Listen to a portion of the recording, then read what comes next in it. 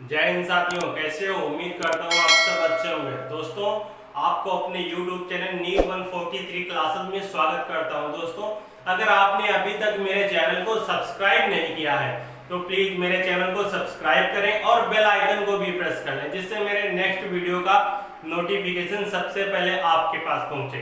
तो दोस्तों, इस वीडियो में हम यूपी SSC पेट 2021 का मॉडल पेपर हल करेंगे। तो दोस्तों, हम इस सेशन को स्टार्ट करने से पहले हम ये भी बताना चाहते हैं, इसका पार्ट 1 सचिन सर द्वारा यूट्यूब पर आ चुका है और पार्ट 2 ये हम लेके आ रहे हैं आपके लिए। तो दोस्तों, देखते हैं हिंदी का पार्ट 1। पार्ट हिंदी में क्या है दोस्तों? तो दोस्तों, पहला क्वेश्चन है हमारा जयशंकर प्रसाद। क्या? जयशंकर प्रसाद की मुख्य रचना, या जयशंकर प्रसाद की दोस्तों 4 ऑप्शन दिए गए हैं। क्या?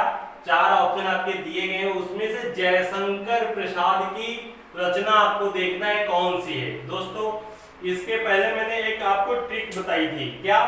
जयशंकर प्रसाद की रचनाओं की और किसकी? प्रेमचंद की रचनाएं ट्रिक के माध्यम से बताई थी, और सूर्यकांत त्रिपाठी निराला की। अगर वो वीडियो आपने नहीं देखा है तो प्लीज यूट्यूब चैनल पे जाएं और उस वीडियो को देखें। तो दोस्तों, आपको पता होगा, अगर आपने वहां से मेरी वीडियो देखा है तो आप बता लेंगे, नहीं तो नहीं बता पाएंगे।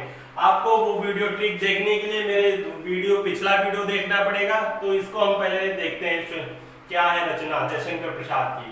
तो दोस्तों, हमने बताया था, क्या बताया था कि ट्रिक बताया था, किसी ने पढ़ा है तो बताइए। नहीं पढ़ा है, चलो ठीक है, फिर हम ही बता रहे हैं, हमको सॉल्व कर रहे हैं यहाँ पर। बट आपको अगर वो ट्रिक जानना है तो आपको वहां पे वीडियो में जाना पड़ेगा, हमारे वो वीडियो देखनी पड़ेगी, जिससे उस ट्रिक से आपकी ऑलमोस्ट 20 या 25 रचनाएं कवर हो जाएंगी। एक ट्रिक से जयशंकर प्रसाद के ऑलमोस्ट 20 या 25 रचनाएं कवर कर लेंगे। तो दोस्तों, देखते हैं जयशंकर प्रसाद की रचना कौन सी है? चित्राधार। कौन सी रचना है? चित्राधार।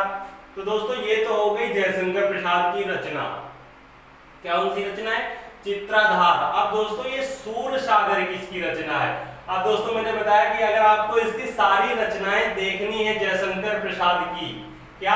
अगर आपको जयशंकर प्रसाद की सारी रचनाएं देखनी है एक ट्रिक के माध्यम से, तो आपको प्लीज उस वीडियो को देखिएगा, सारी रचनाएं कवर कर ले। लेकिन यहाँ पे मैं बता रहा हूँ कि जयशंकर प्रसाद की रचना है चित्राधार।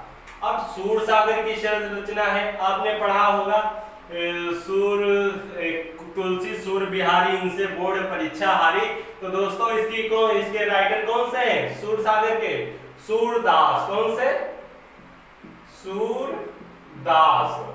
अब हो गई कवितावली। तो हमने कहा तुलसी सूर बिहारी इनसे बोर्ड परीक्षा हारी। क्या? तुलसी सूर बिहारी और इनसे बोर्ड परीक्षा हारी। तो दोस्तों, इसके राइटर कौन से हैं?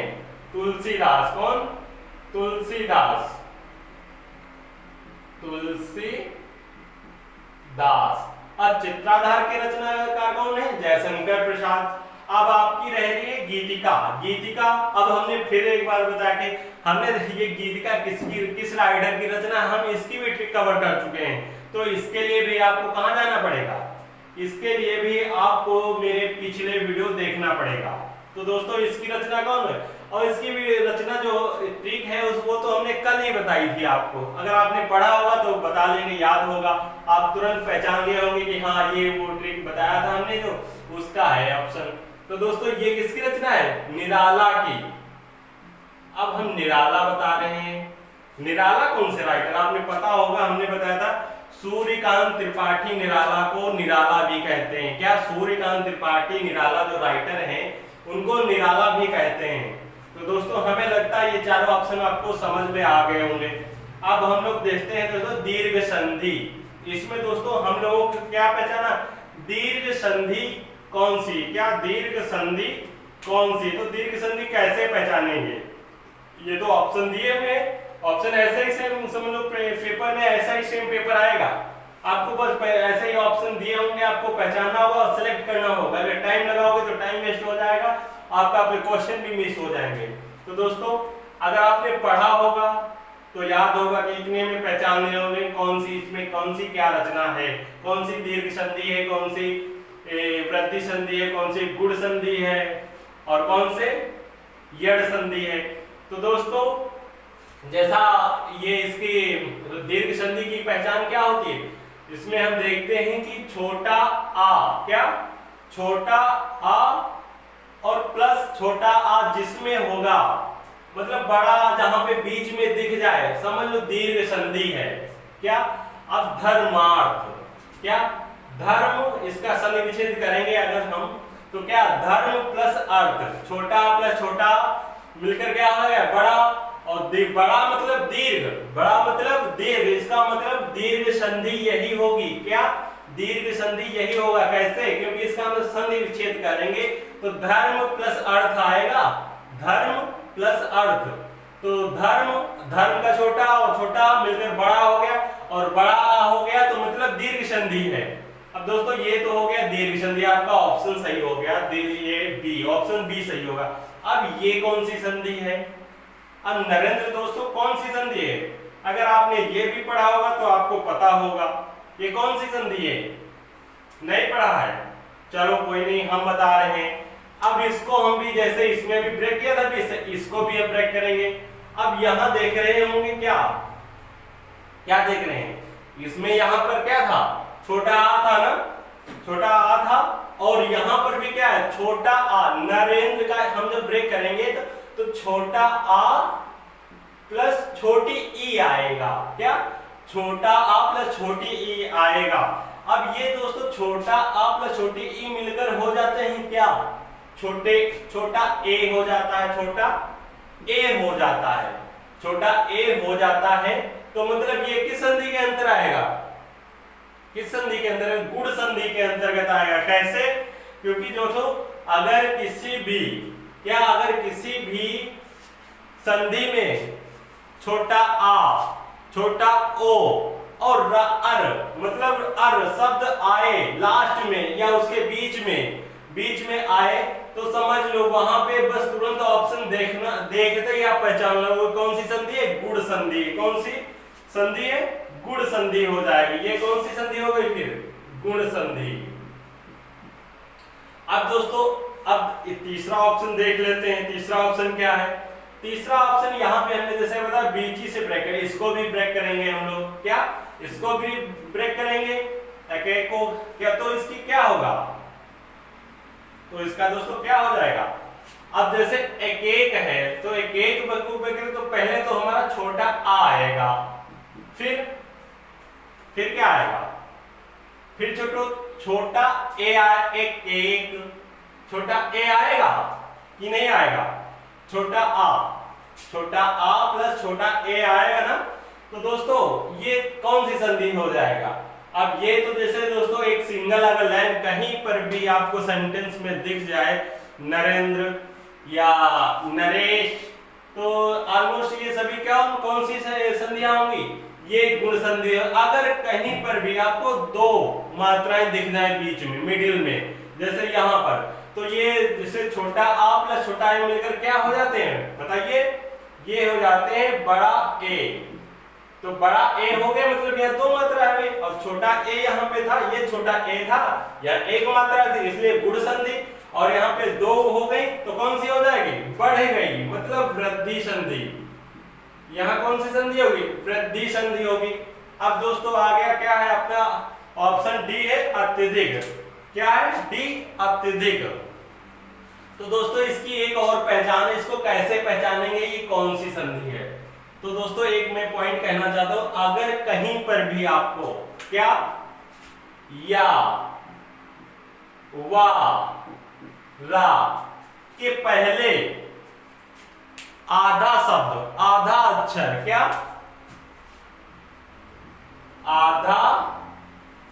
आधा शब्द, सॉरी शब्द नहीं, अक्षर, आधा अक्षर दिख जाए, जैसे इसमें अत्यधिक है, अत्यधिक, तो वह कौन सी संधि होगी। ये दोस्तों ट्रिक है, आपको कहीं भी एग्जाम में कहीं भी आ जाए, बस उसे क्या शब्द होना चाहिए, उसका शब्द जो जुड़ा होना चाहिए वो या और वा और रा से आधा शब्द जुड़ा होना चाहिए। क्या, या व रा से आधा शब्द जुड़ा अक्षर जुड़ा होना चाहिए, वहां पर दोस्तों यड़ संधि होगी। कौन सी? या से यड़, या से यड़, यड़ संधि होगी। कैसे होगी? जहां पर भी हम बता रहे या व रा, या व रा के साथ अगर आधा अक्षर जुड़ा हुआ हो तो वहां पर कौन सी संधि होगी? यड़ संधि होगी। तो दोस्तों हमें लगता ये चारों संधियां आपको ऑप्शन समझ में आ गए होंगे। जो चार संधियां है कौन कौन सी है? गुण संधि, और ये तो हो गई आपकी दीर्घ संधि,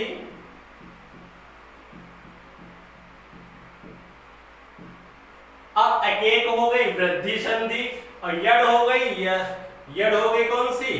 अत्यधिक हो गई यड़ संधि। तो दोस्तों अब दोस्तों अगला क्वेश्चन देखते हैं। क्वेश्चन नंबर 3 है आग दहन कृषाणु। क्या आग दहन कृषाणु किसके पर्यायवाची हैं? अब दोस्तों आपको क्वेश्चन पूछ रहा है आग दहन और कृषाणु किसके पर्यायवाची हैं?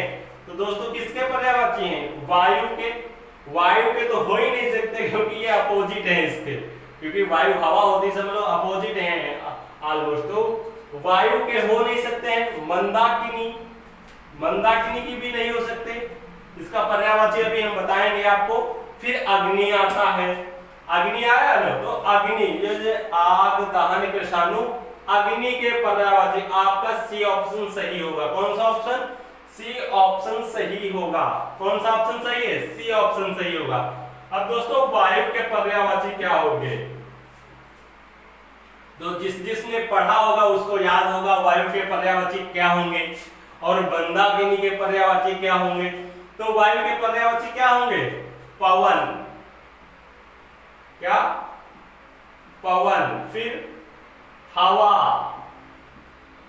फिर समीर। हवा, पवन, समीर ये सभी किसके पर्यायवाची हैं? किसके पर्यायवाची हैं बताइए भैया?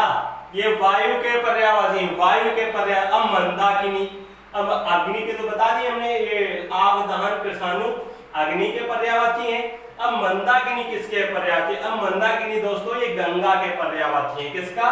गंगा, गंगा, देवप्रगा, क्या? देव पगा, और क्या होता है? देव नदी, देव नदी। ये सभी दोस्तों किसके पर्यायवाची हैं? मंदाकिनी के पर्यायवाची हैं। किसके?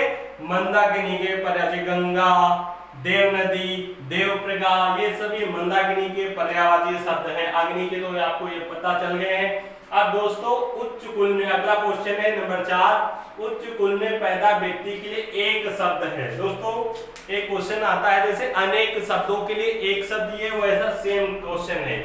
उच्च कुल में पैदा व्यक्ति के लिए एक शब्द होगा धनी। धनी दोस्तों होगा क्या? नहीं। क्यों नहीं होगा दोस्तों?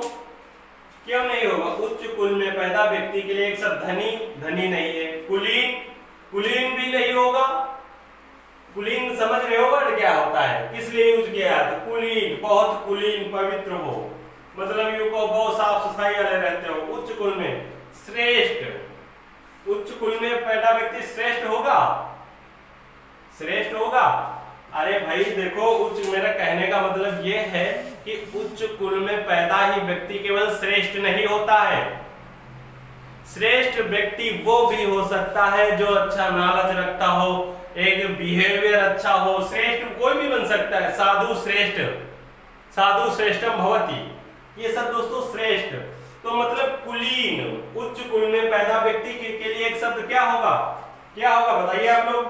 कुलीन। क्या? उच्च कुल में पैदा व्यक्ति के लिए एक शब्द कुलीन है। श्रेष्ठ दोस्तों कोई भी हो सकता है, जैसे हमने बताया साधु श्रेष्ठम भवति, साधु श्रेष्ठ होता है, क्योंकि जो साधु, साधु भी कई प्रकार के होते हैं। साधु शब्द आ गया तो हमें बता देता हूँ, साधु कई, गुरु भी कई प्रकार के होते हैं। गुरु 3 प्रकार के होते हैं। कौन कौन से? अब याद आ गया तो ऑप्शन खोल ही देता हूँ। क्या है? गुरु, गुरुट्टे, गुरु सत्यानाशे। किसी ने क्या खूब कहा है कि गुरु, गुरुट्टे, गुरु सत्यानाशे। अब आपको कौन सा गुरु चाहिए ये आपको सिलेक्ट करना है, जो फ्यूचर में काम है। जैसे किसी को नॉलेज हो आपका तो उसमें इंप्रूवमेंट हो आपका नॉलेज, वो ऐसा गुरु चाहिए, या जो आपको या बैड एडिक्शन दिलाए, ऐसा गुरु चाहिए तो आपको ये खुद डिसाइड करना होगा आपको किसके साथ रहना है। कहते हैं कि तरबूजे का रंग तरबूजे से बदलता है या खरबूजे का रंग खरबूजे से बदलता है, वैसा ही सेम क्वेश्चन यहाँ पे है दोस्तों। उच्च कुल में पैदा व्यक्ति के लिए एक शब्द कौन सा होगा? कुलीन। कौन सा शब्द? कुलीन। श्रेष्ठ कोई भी बन सकता, धनी भी कोई भी बन सकता, जो मेहनत करेगा, हार्ड वर्क करेगा, वो धनी बन जाएगा। अब धुंधला शब्द में विशेषण है। धुंधला, धुंधला शब्द में विशेषण है दोस्तों। हम विशेषण के विषय में बहुत चर्चा कर चुके हैं, वो डिटेल से कहते हैं, डिटेल से चर्चा कर चुके हैं। आपने वो वीडियो भी नहीं देखा तो प्लीज देखिए वो वीडियो, उसमें आपको हमने डिटेल से बताया। लेकिन यहाँ भी हम बता देते हैं आपको, ये धुंधला शब्द में विशेषण है, कैसे पहचानेंगे कौन सा विशेषण है। तो हमने वहां पे बताया था संख्यावाचक विशेषण। ये संख्यावाचक विशेषण लिखा जिसमें संख्या की बात की जाए, संख्याओं की 1 2 3 पहला दूसरा तीसरा 100 गुना 10 गुना, ये सब जिसमें बातें की जाए वो सब क्या होंगे? वो सब संख्यावाचक विशेषण होंगे। अब गुणवाचक, देखो गुणवाचक विशेषण, अब ये क्या? धुंधला एक गुण है दोस्तों, धुंधला एक क्वालिटी है, और गुणवाचक मतलब जिसमें गुण दोष की, क्या गुण दोष,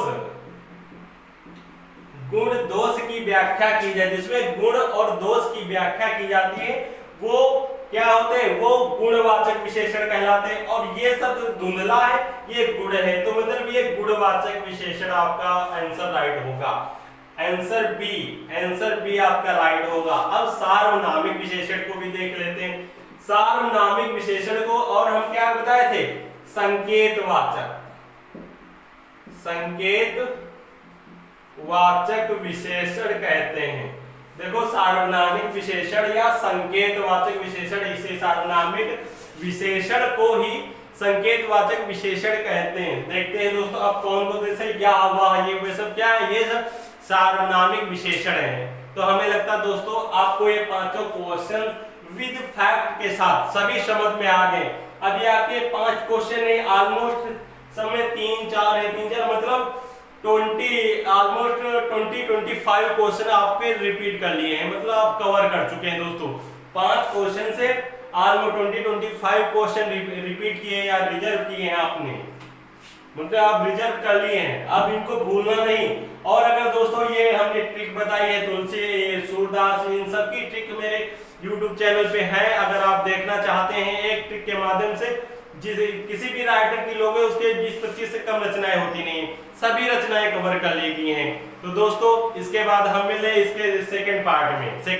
तो दोस्तों इस वीडियो में हम ज्योग्राफी के क्वेश्चंस पर चर्चा करेंगे, जो 2021 यूपी SSSC टेट मॉडल में संभावित क्वेश्चंस होंगे।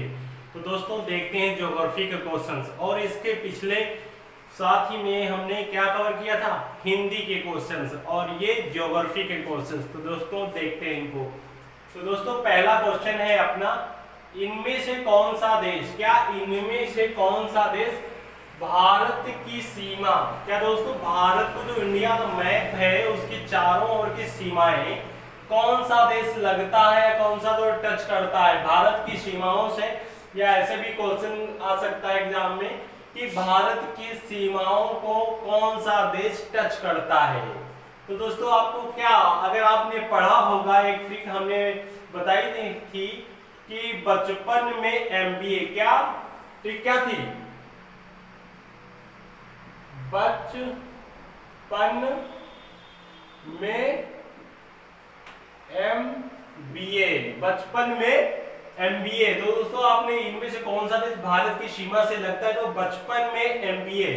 आप दोस्तों यहां से हम देख लेते हैं, ट्रिक आपको याद रखना है दोस्तों। एक ट्रिक के माध्यम से ऑलमोस्ट 10 क्वेश्चंस रिसॉल्व हो जाते हैं, सॉल्व हो जाते हैं। तो दोस्तों देखते हैं बी से क्या होता है?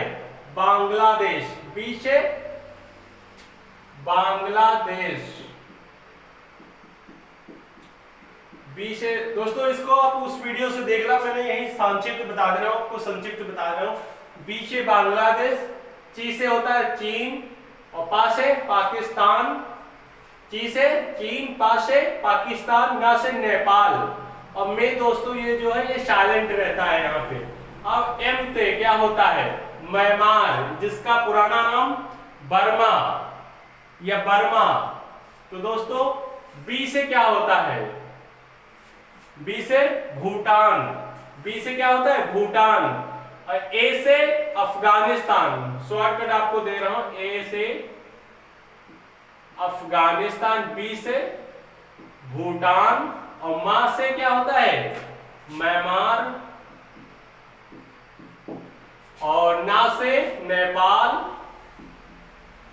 और पा से पाक, जो नहीं है कभी पाक, और ची से चीन, ची से चीन, और बा से क्या होता है? बा से बताया था अभी, बांग्लादेश, ये जो हमने लिख भी दिया है, बा से बांग्लादेश। तो बचपन में एमबीए का इस तो दोस्तों अब कौन सा देश है, क्वेश्चन क्या है, इनमें से कौन सा देश भारत की सीमा से लगता है, मतलब टच करता है। तो बचपन में एमबीए किया, इसमें कौन का सर? रूस है, नहीं है, इसमें है ट्रिक में। फिर यूक्रेन है, नहीं है। चीन है दोस्तों, क्या? चीन, हमने ये बताया बचपन, चा से चीन, और ची मतलब हमारा राइट आंसर क्या होगा? चीन जो है भारत के साथ सीमा साझा करता है या भारत की सीमा से सटा हुआ है। तो दोस्तों हमारा राइट आंसर क्या होगा? सी, चीन।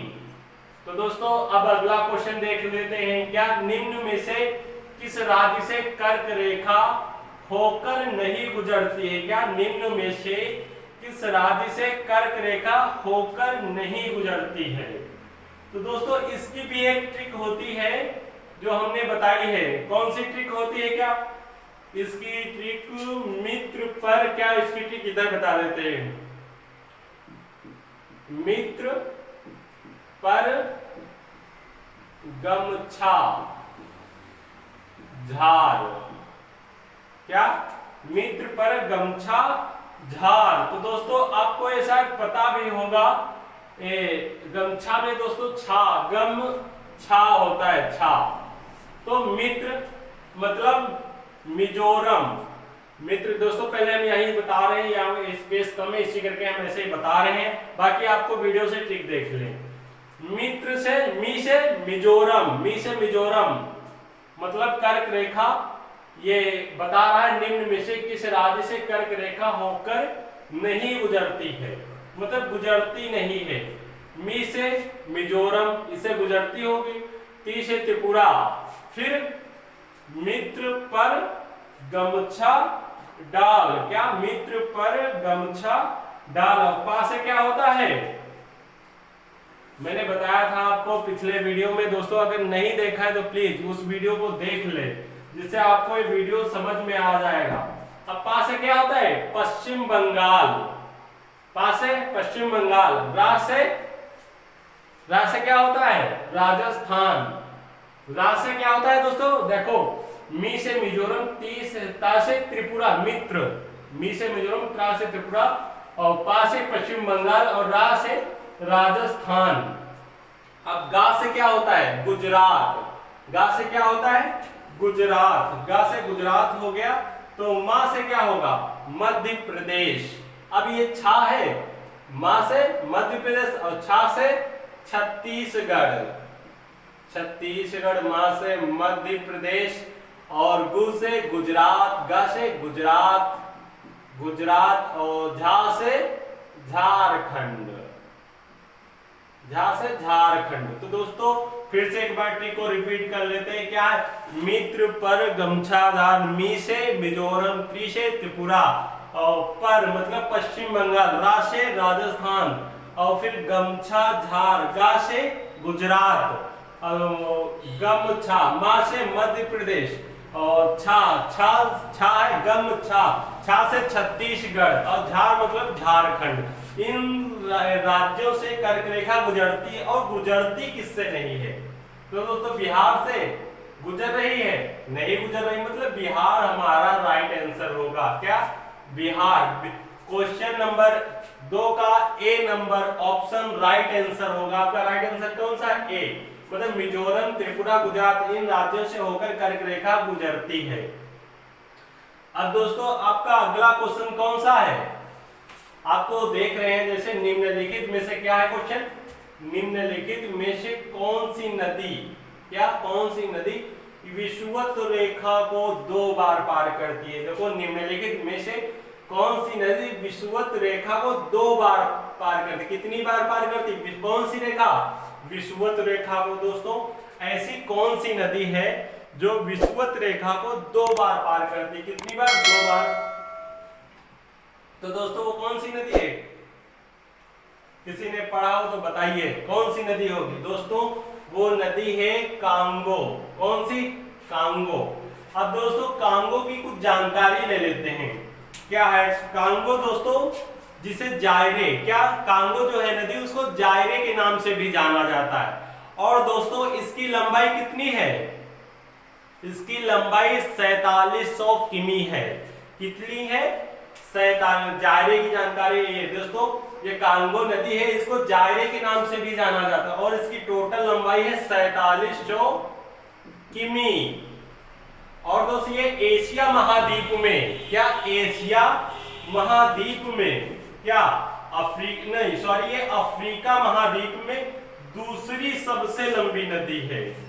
क्या ये अफ्रीका? ये दोस्तों ये निम्नलिखित में से कौन सी नदी विषुवत रेखा को 2 बार पार करती? वो दोस्तों नदी हो गई आपकी कांगो। अब कांगो की जानकारी दोस्तों, कांगो की लंबाई कितनी है? ये अगर क्वेश्चन में आया था तो दोस्तों इसकी लंबाई है 4700 किमी। कितनी है? 4700 किमी। अब दोस्तों अब इसके बाद कौन सी? दोस्तों ये जो नदी है ये नील नदी के पश्चात, नील नदी मतलब पहली हो गई नील नदी एक है दोस्तों। तो नील नदी के बाद अफ्रीका महाद्वीप की सबसे लंबी नदी कौन सी है? कांगो नदी है और इसकी लंबाई कितनी है? 4700 किमी है। तो दोस्तों फिर से एक बार रिपीट कर लेते हैं क्वेश्चन, क्योंकि इससे ऐसे बहुत इंपॉर्टेंट क्वेश्चन है दोस्तों। क्या है? निम्नलिखित में से कौन सी नदी विषुवत रेखा को 2 बार पार करती है? तो दोस्तों वो नदी है कांगो नदी। और कांगो नदी को जिसे जायरे के नाम से, किसे? जायरे, क्या सॉरी जिसे जायरे के नाम से भी जाना जाता है। कांगो नदी को जायरे नदी के नाम से भी जाना। और इसकी टोटल लंबाई कितनी है? 4700 किमी। 4700 किमी। और दोस्तों नील नदी के पश्चात अफ्रीका महाद्वीप में, क्या नील नदी के पश्चात अफ्रीका महाद्वीप में सबसे लंबी दूसरी जो नदी है वो कांगो या जायरे नदी है। क्या? अफ्रीका महाद्वीप में नील नदी के पश्चात, इससे लंबी, अब क्वेश्चन में आ जाए कभी, कांगो नदी से भी लंबी नदी कौन सी है? तो आप क्या बताएं? नील नदी होगी वो दोस्तों। कौन सी? नील नदी होगी आपकी। तो दोस्तों कांगो नदी की लंबाई कितनी? 4700 किमी है और ये अफ्रीका महाद्वीप में दूसरी सबसे लंबी नदी है। तो दोस्तों हमें लगता है ये क्वेश्चन आपको समझ में आ गया होगा। तो दोस्तों अगला क्वेश्चन देख लेते हैं। परिवार सामाजिक जीवन की प्रथम पाठशाला किसने कहा था? परिवार सामाजिक जीवन की प्रथम पाठशाला है, किसने कहा था? अब गांधी जी ने कहा था अहिंसा परमो धर्मा। गांधी जी ने क्या कहा था? अहिंसा परमो धर्मा। इसका मतलब गांधी जी ने तो कहा नहीं होगा। क्या इसका मतलब? गांधी जी ने तो कहा नहीं होगा। परिवार सामाजिक जीवन की प्रथम पाठशाला, कौन सी पाठशाला? प्रथम पाठशाला। किसने ये शब्द, किसके ये शब्द वचन किसके हैं? तो दोस्तों आपको पता है ये शब्द किसने कहा था? ये अरस्तु जी ने कहा था, अरस्तु जी ने। तो क्या है क्वेश्चन? परिवार सामाजिक जीवन की प्रथम पाठशाला है, यह शब्द अरस्तु जी ने कहा था। दोस्तों अगला क्वेश्चन देख लेते हैं। अगला क्वेश्चन क्या है दोस्तों अपना? अगला क्वेश्चन है महानदी पर स्थित परियोजना। क्या दोस्तों है? महानदी पर स्थित परियोजना कौन सी है? तो दोस्तों इंदिरा गांधी परियोजना। दोस्तों इसकी महानदी पर परियोजना है, उसकी एक ट्रिक है छोटी सी, बहुत छोटी है। कौन कौन सी है? माही। महेंद्र सिंह धोनी को भी माही कहते हैं दोस्तों। जो लोग क्रिकेटर लोग होंगे उनको पता होगा माही लोग करते हैं, वो वर्ड यूज कर माही। महेंद्र सिंह धोनी के लिए भी माही शब्द यूज किया जाता है दोस्तों। अब माही मतलब महानदी, माँ मतलब महानदी और ही मतलब हीराकुंड परियोजना, मतलब महानदी परियोजना एक है, एक हीराकुंड परियोजना है। और किस नदी पर? महानदी पर स्थित परियोजना। तो दोस्तों इंदिरा गांधी परियोजना, कोल डैम परियोजना, मतलब ये भी नहीं है। तो हीराकुंड परियोजना इसमें है ना, तो मतलब महानदी पर स्थित परियोजना हीराकुंड परियोजना है। क्या है दोस्तों? ये दोस्तों क्या है क्वेश्चन, महानदी पर स्थित परियोजना। तो दोस्तों महानदी पर स्थित परियोजना की ट्रिक हमने बताई है, कौन सी? माही। मां से मतलब महानदी पर परियोजना, महानदी परियोजना, और ही मतलब हीराकुंड परियोजना। ही मतलब हमने बताया, ही मतलब हीराकुंड परियोजना। ही मतलब हीराकुंड, मतलब हमारा राइट आंसर कौन सा होगा? सी। हमारा राइट आंसर सी होगा, हीराकुंड। अब दोस्तों रह गए ऑप्शन 2। ये एक है इंदिरा गांधी परियोजना और एक दूसरा है कोल डैम परियोजना।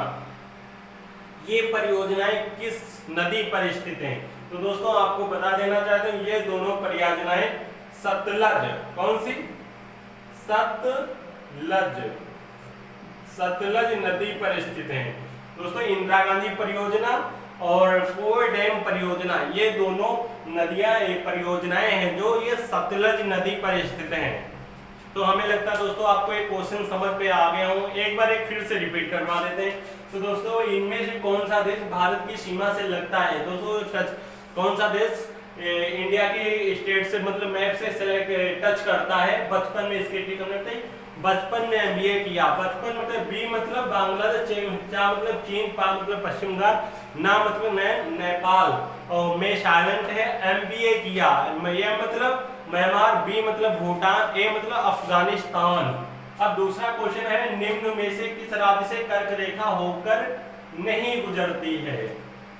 तो दोस्तों बिहार से होकर नहीं गुजरती, और उसके ठीक हमने कहा मित्र पर गमछा डाल। मी से मिजोरम, त्रि से त्रिपुरा, पा से पश्चिम बंगाल, रा से राजस्थान, गा से गुजरात, और मा से मध्य प्रदेश, और छा है, छा से छत्तीसगढ़, झा से झारखंड। क्या?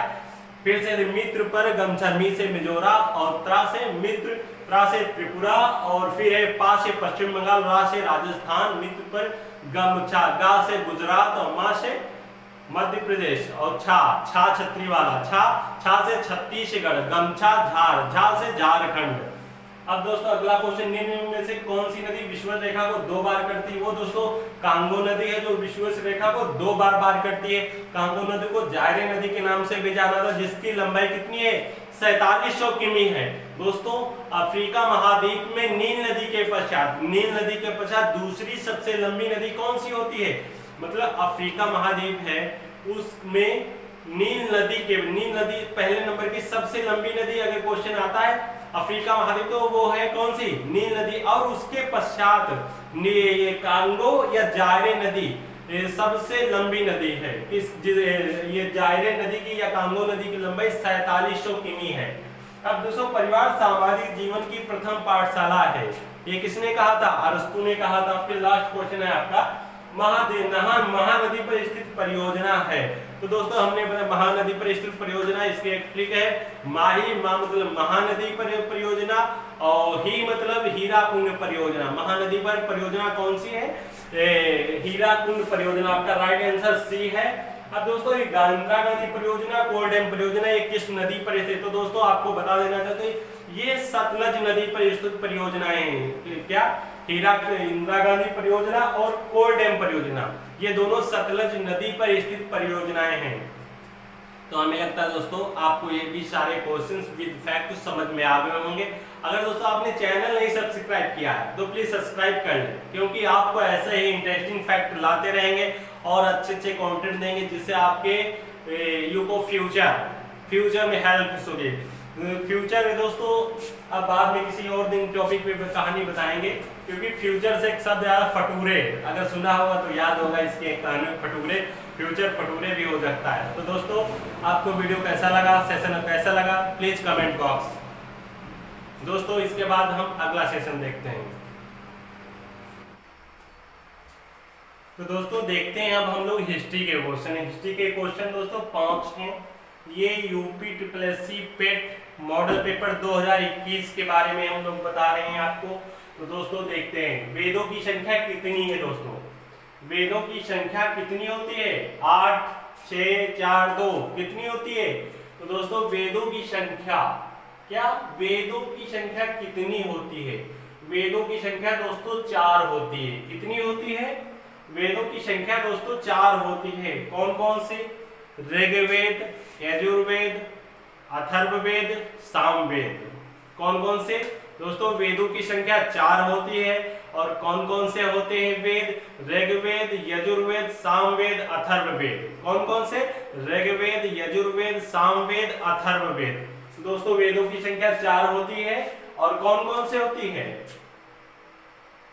ऋग्वेद, सामवेद, यजुर्वेद, सामवेद, अर्थवेद। क्या? ऋग्वेद, अथर्ववेद, सामवेद और कौन सा? यजुर्वेद। तो दोस्तों हमें लगता है ये चारों वेद आपको पता चल गया होगा। तो दोस्तों वेदों की संख्या 4 होती है। कौन कौन से होती है? ऋग्वेद, यजुर्वेद, सामवेद, अथर्ववेद। अब दोस्तों अगला क्वेश्चन देखते हैं। बौद्ध धर्म के संस्थापक। क्या? बौद्ध धर्म के संस्थापक। दोस्तों बौद्ध धर्म के संस्थापक कौन थे? क्या दोस्तों? बौद्ध धर्म के संस्थापक कौन थे? बौद्ध धर्म के संस्थापक राम थे? नहीं। श्री कृष्ण थे? नहीं। गौतम बुद्ध। तो दोस्तों बौद्ध धर्म के संस्थापक गौतम बुद्ध थे। कौन थे दोस्तों? बौद्ध धर्म के संस्थापक गौतम बुद्ध थे। इन्हें और अच्छा गौतम बुद्ध का उपनाम क्या और क्या जाना जाता है पूरे विश्व में? इनको और एक इनका उपनाम है जो दिया गया। अगर आप लोअर क्लास में याद होगा तो आपको एक चैप्टर है लाइट ऑफ एशिया। क्या? एशिया का ज्योतिपुंज। क्या? Light of Asia, LIGST, light of Asia. क्या? लाइट ऑफ एशिया मतलब गौतम बुद्ध को एशिया पूरे महाद्वीप का ज्योतिपुंज माना जाता है। और दोस्तों ये एशिया का ज्योतिपुंज माना जाता है जन्म स्थान से। दोस्तों क्या? इनके जन्म स्थान से क्या प्रतीक था? इनके बारे में कुछ फैक्ट बता रहे हैं। इनके जन्म स्थान से क्या प्रतीक था? कमल। क्या प्रतीक था? कमल एवं सांड। क्या? कमल एवं सांड इनके जन्म स्थान से प्रतीक था। और इनके ग्रह त्याग। दोस्तों ये क्वेश्चन बहुत इंपॉर्टेंट है। ये क्वेश्चन हर एग्जाम में ऑलमोस्ट गौतम बुद्ध से रिलेटेड एक क्वेश्चन आता ही है। क्या? गौतम बुद्ध से रिलेटेड एक क्वेश्चन आता ही है। तो हमने पहले क्या था? बौद्ध धर्म के संस्थापक गौतम बुद्ध थे। इनको लाइट ऑफ एशिया कहा जाता है। और इनके जन्म का प्रतीक क्या था? कमल एवं सांड। और उनके ग्रह त्याग का क्या प्रतीक था? घोड़ा। क्या? ग्रह त्याग का प्रतीक इनके क्या था? घोड़ा।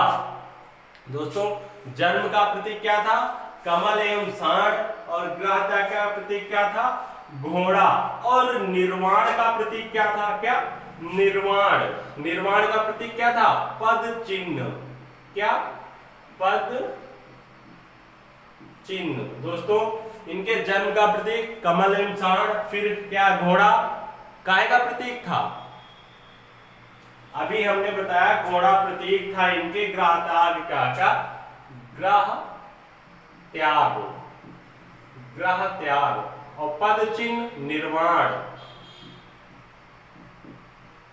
और फिर कमल एवं सांड जन्म का प्रतीक था। ये ग्रह त्याग का प्रतीक घोड़ा, निर्वाण का प्रतीक पद चिन्ह, और ये कमल एवं सांड काहे का प्रतीक था? जन्म का। और दोस्तों आपको एक बात बताना, इनके मृत्यु, दोस्तों गौतम बुद्ध की मृत्यु का प्रतीक भी चिन्ह है। क्या है वो? मृत्यु का प्रतीक चिन्ह है स्तूप। क्या? स्तूप। तो दोस्तों एक क्वेश्चन यहां से इंपॉर्टेंट है, बहुत इंपॉर्टेंट है, आता ही आता है गौतम बुद्ध के बारे में। कौन? फिर से एक बार इनको रिपीट कर लेते हैं, इनके बारे में क्वेश्चन जितने भी। बौद्ध धर्म के संस्थापक कौन थे? गौतम बुद्ध। क्या? गौतम बुद्ध। फिर गौतम बुद्ध को लाइट ऑफ एशिया मतलब एशिया का ज्योतिपुंज भी कहा जाता है। और दोस्तों इनके जन्म का प्रतीक कमल एवं षण था, और ग्राह त्याग का प्रतीक घोड़ा था, और निर्वाण का प्रतीक पद चिन्ह। पद चिन्ह क्या? निर्वाण का प्रतीक दोस्तों पद चिन्ह था। और मृत्यु का प्रतीक क्या था? स्तूप। तो दोस्तों हमें लगता है ये पॉइंट्स आपको समझ में आ गए होंगे। अब दोस्तों अगला क्वेश्चन देखते हैं। तो दोस्तों अगला क्वेश्चन है 3 नंबर। क्या है? मौर्य वंश का संस्थापक कौन था? तो दोस्तों अगला क्वेश्चन क्या है? मौर्य वंश का संस्थापक कौन था? तो मौर्य वंश का संस्थापक कौन था दोस्तों? सम्राट अशोक। क्या सम्राट अशोक थे मौर्य वंश के संस्थापक? नहीं, सम्राट चंद्रगुप्त मौर्य। हाँ दोस्तों, सम्राट चंद्रगुप्त मौर्य किसके संस्थापक थे? मौर्य वंश के संस्थापक चंद्रगुप्त, सम्राट चंद्रगुप्त मौर्य थे। दोस्तों मौर्य वंश के संस्थापक सम्राट चंद्रगुप्त मौर्य थे। क्या मौर्य वंश के संस्थापक कौन थे? सम्राट चंद्रगुप्त मौर्य।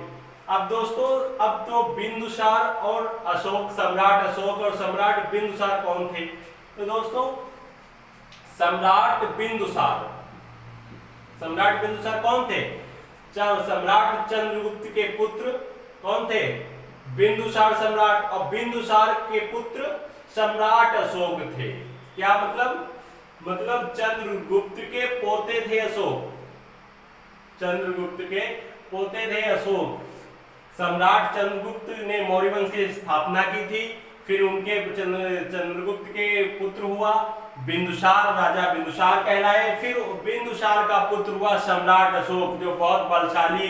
दोस्तों सम्राट अशोक का इतिहास आज स्वर्णिम इतिहास, स्वर्णिम अक्षरों में लिखा जाता है दोस्तों, क्योंकि एक ऐसा राजा हुआ विश्व में, न केवल not only in India but in world, कि ऐसा राजा हुआ जिसके साथ चक्रवर्ती सम्राट अशोक लगे। चक्रवर्ती चारों तरफ आपने अशोक देखा, अशोक लाट, उसमें देखा होगा अशोक लाट है जो इन्होंने इसकी शुरुआत की थी। उन्होंने इसकी देन है, सम्राट अशोक की देन है कि 1 रुपए का जो भी सिक्का होता है उस पे आपने देखा होगा लाट, मतलब चक्रवर्ती सम्राट अशोक। इनका पूरा उपनाम ऐसा आज तक किसी राजा के साथ नहीं प्रयोग किए जाते हैं शब्द। कौन से?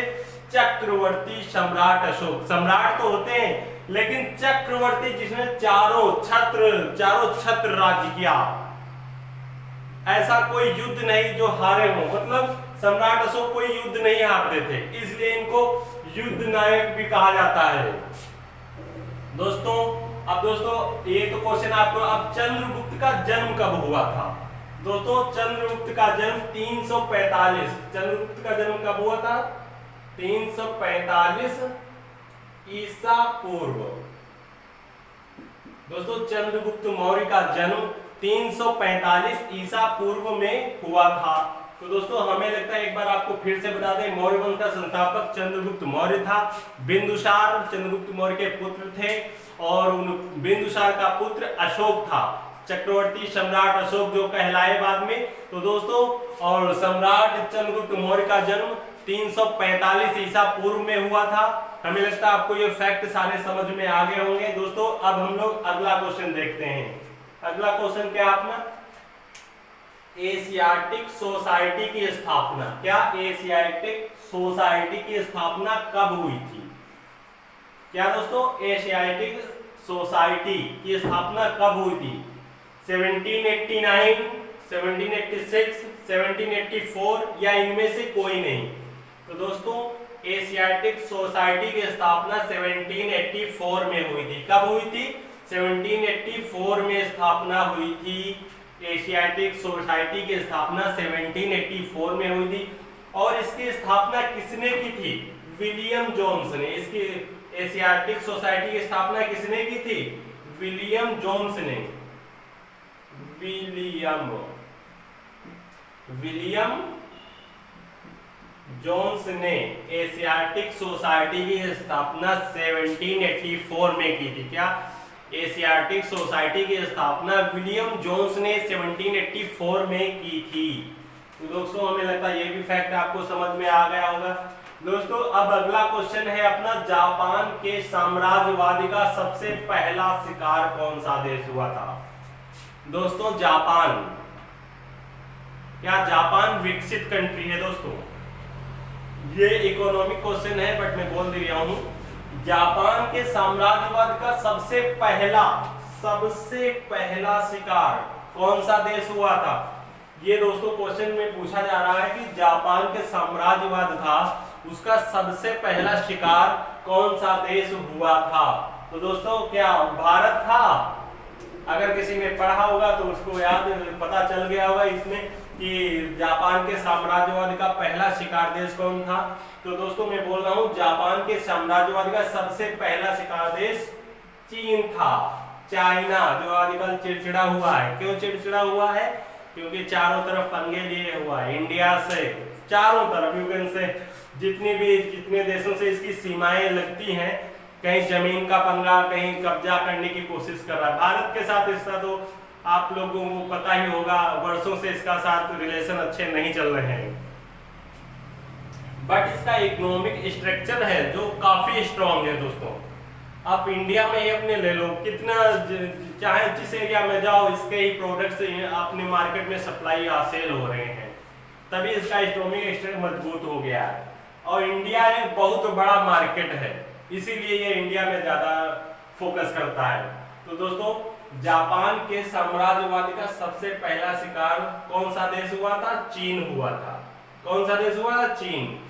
तो दोस्तों हमें लगता है ये पांचों क्वेश्चन आपको अच्छी तरीके से समझ में आ गए होंगे। दोस्तों इन क्वेश्चन को रिवीजन जरूर करना, क्योंकि ये जो वेदों की संख्या हो गई, बौद्ध धर्म हो गया, मौर्य वंश हो गया और एशियाटिक सोसाइटी, जापान के साम्राज्यवाद का शिकार, ये दोस्तों क्वेश्चन बहुत इंपॉर्टेंट है। अब एक बार फिर से आपको रिपीट करा दो, वेदों की संख्या दोस्तों 4 होती है। कौन कौन सी?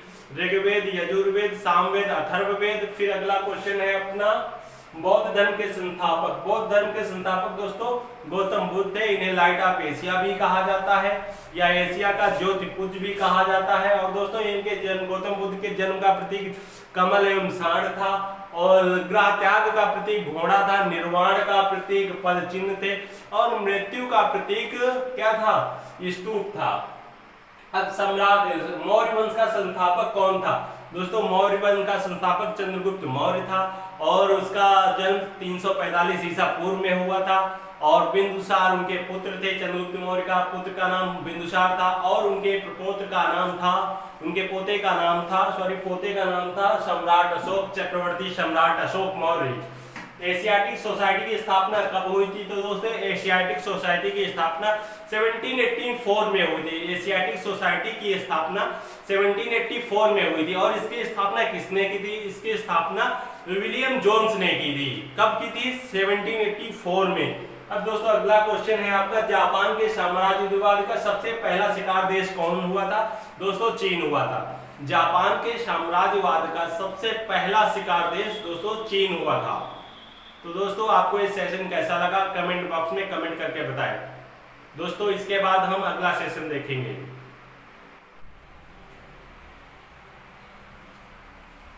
तो दोस्तों अब हम आपको बताने जा रहे हैं संविधान से रिलेटेड प्रश्न, जो बहुत इंपॉर्टेंट हैं ये यूपी पेट एग्जाम के लिए।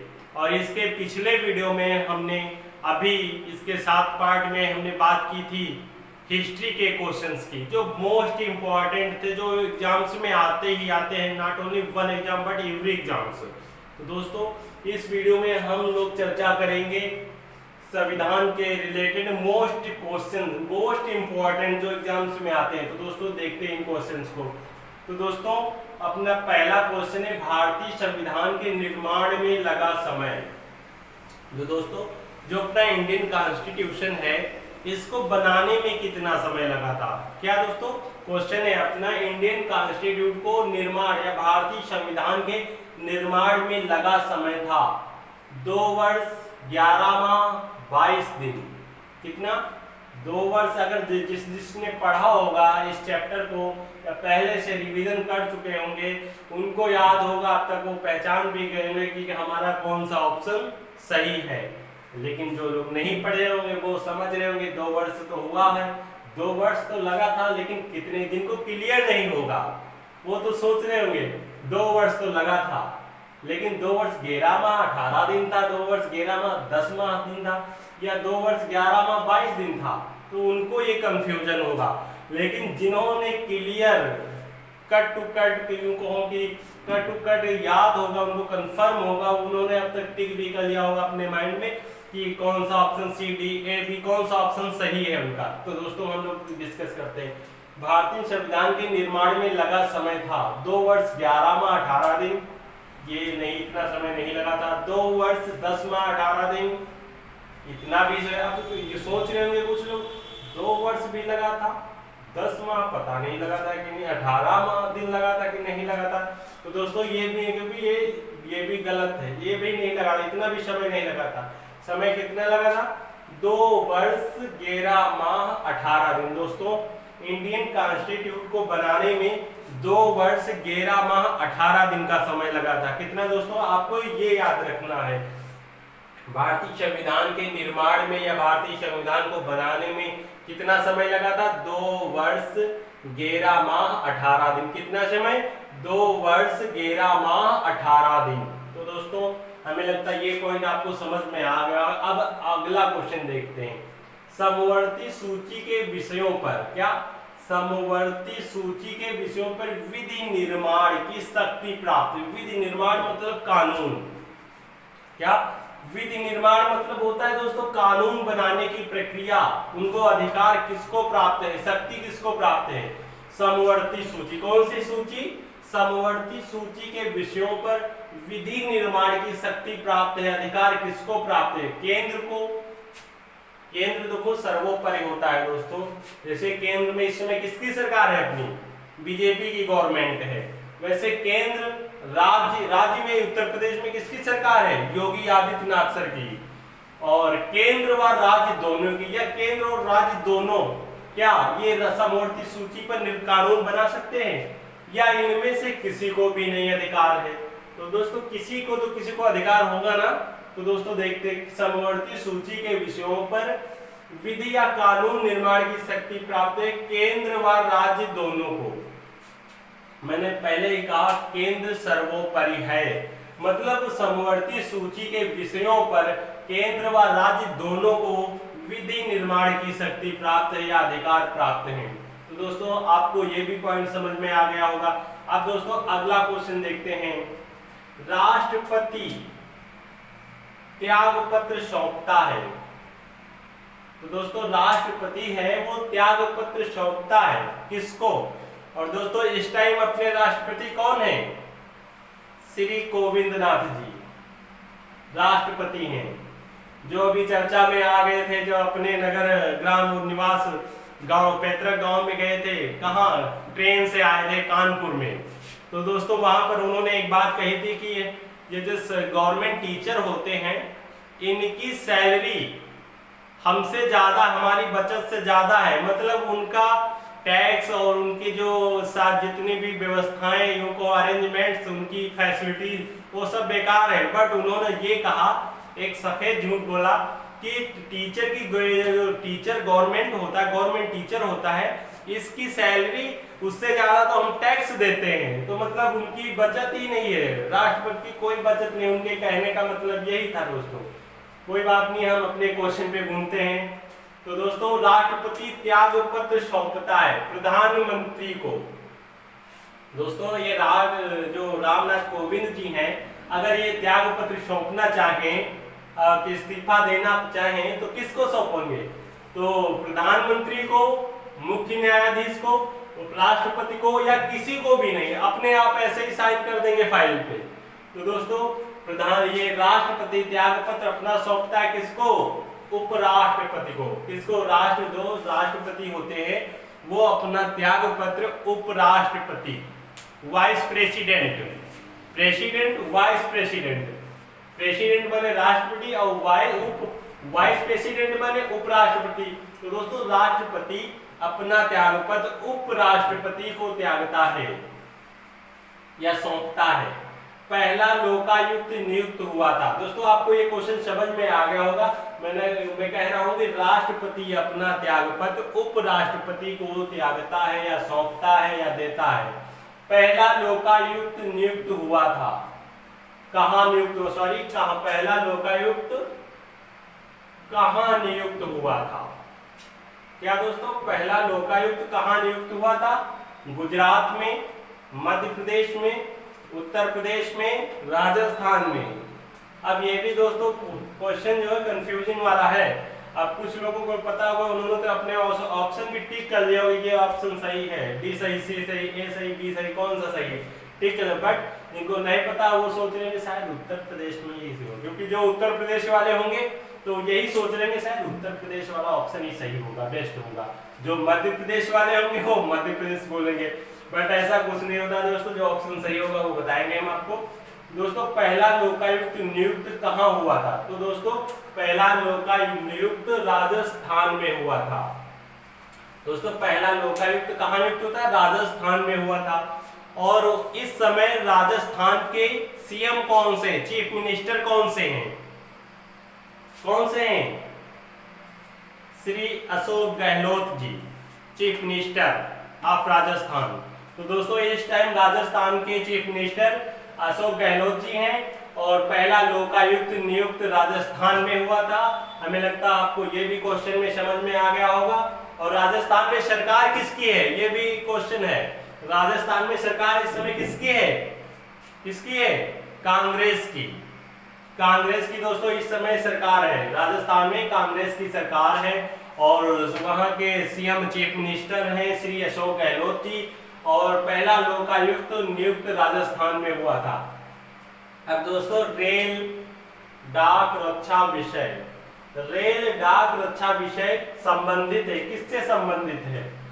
राज्य सूची का विषय है ये, संघ सूची का है, समवर्ती सूची का है, केंद्र व राज्य दोनों का है। मेरे दोस्तों कहने का मतलब है ये जो रेल डाक रक्षा विषय दोस्तों ये रेलवे के लिए मोस्ट इंपॉर्टेंट क्वेश्चन है और ये यूपी SSSC पेड में भी आ सकता है। ये दोस्तों रेलवे जो रेलवे के क्वेश्चन होते हैं वो रेलवे से ही मोस्ट, क्योंकि किसी का जो एरिया का मैनेजर होगा वो उसी चीज में एक्सपर्ट होता है ना, वैसे ही रेलवे का क्वेश्चन बहुत इंपॉर्टेंट है। तो दोस्तों रेल डाक रक्षा विषय है, राज्य सूची का, संघ सूची का, समवर्ती सूची का, केंद्र या व राज्य दोनों का है। तो दोस्तों रेल डाक रक्षा विषय संघ सूची का है। किसका विषय? संघ सूची का। दोस्तों रेल डाक और रक्षा विषय किस सूची का है? संघ सूची का है। तो हमें लगता है दोस्तों आपको ये क्वेश्चन अच्छी तरीके से समझ में आ गए होंगे। अगर दोस्तों आपने अभी तक मेरे चैनल को सब्सक्राइब नहीं किया है तो प्लीज मेरे चैनल को सब्सक्राइब करें और बेल आइकन को भी प्रेस कर लें, जिससे मेरे नेक्स्ट वीडियो का नोटिफिकेशन सबसे पहले आपके पास पहुंचे। और दोस्तों आपसे ये भी बताना चाहता हूं कि इसके बाद हर तीसरे दिन आपका यूपी SSSC पेड का मॉडल पेपर मिलेगा। हर तीसरे दिन यूपी SSSC पेड का मॉडल पेपर आपको मिलेगा। तो दोस्तों वेट करिएगा और इन क्वेश्चन को रिवाइज जरूर करिएगा, क्योंकि ये क्वेश्चन मोस्ट इंपॉर्टेंट है जो हम ला रहे हैं। ये मोस्ट इंपॉर्टेंट है क्वेश्चन यूपी SSSC पेड के लिए। Thank you guys so much for watching video. मिलते हैं नेक्स्ट